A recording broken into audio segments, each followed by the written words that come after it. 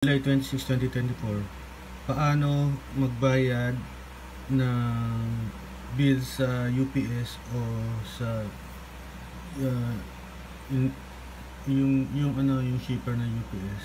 Ano ba ibig sabihin ng UPS? UPS ay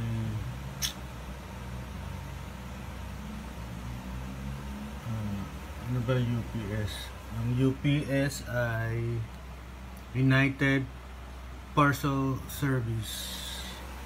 So guys, may shipment po ngayon galing China.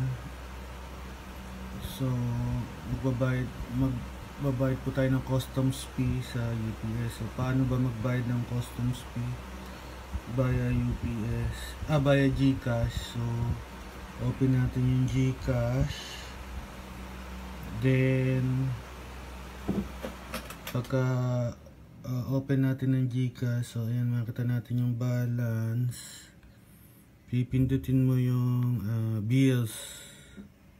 So pagka pindot mo ng bills, punta ka saan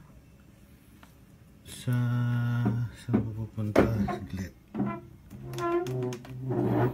Punta tayo sa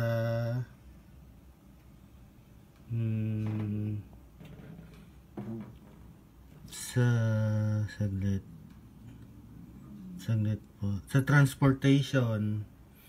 So pagkapunta sa transportation, hanapin natin yung UPS. Ito, yung UPS Delbros International Express. So ayan po, pindutin natin yan. Then ilalagay natin yung amount. So ang amount po na babayaran namin ay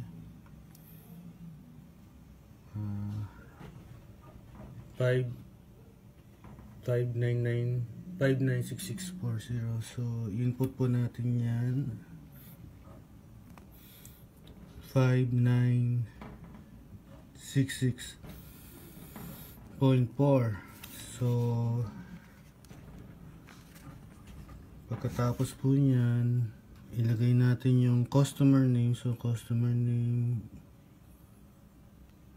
Laguna Star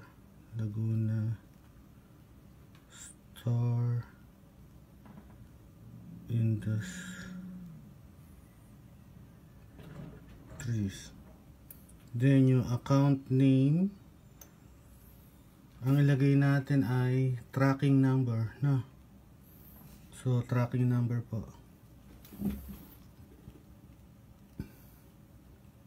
Yung tracking number tsaka airway bill number or way bill number, isa lang po yun. So enter natin yung tracking number. So usually po nagsisimula siya sa 1C. Wala ko sarili ka. So 1C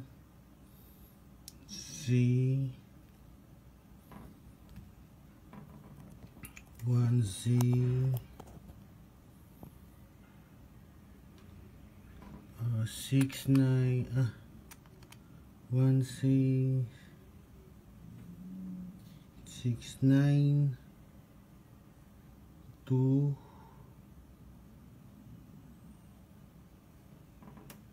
Then F 5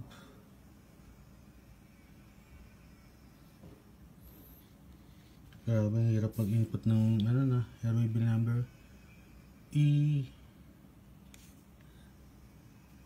04 2 099 3192. So dapat i-double check natin siya maigi.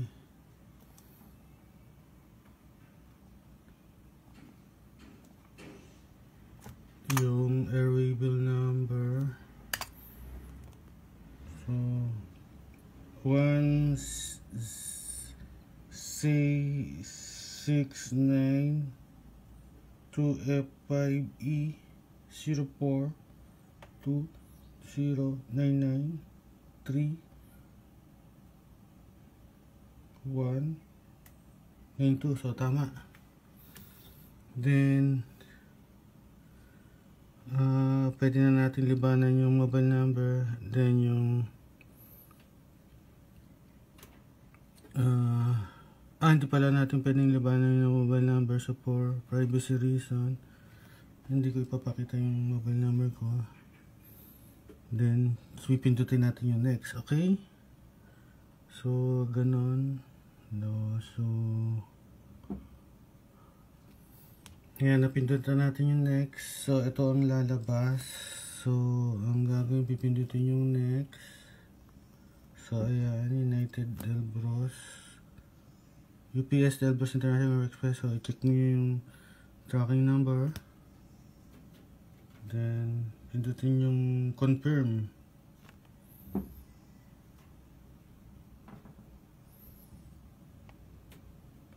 Then ayun na po, confirm na. So pwede nyo siyang i-save or screenshot na. Ganun lang po mga kapuso.